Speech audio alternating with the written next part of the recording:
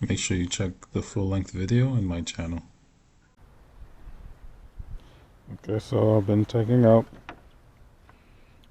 the screws. So this is what holds the gears in for the wiper.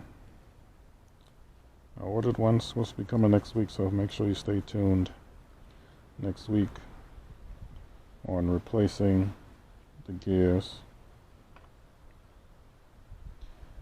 inside the wiper blade mechanism here. So it comes as it's going to come as one piece, new.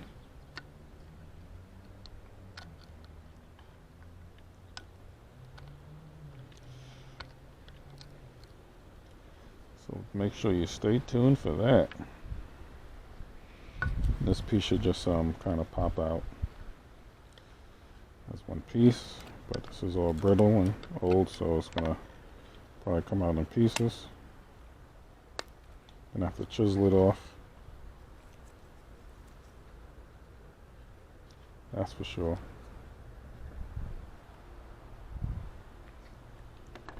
Again, like and subscribe. Stay tuned. Next week I should be getting the part in. This is Memorial Day weekend, 2026. So, should be delivered next week, and then drop it in and see how it works. Peace.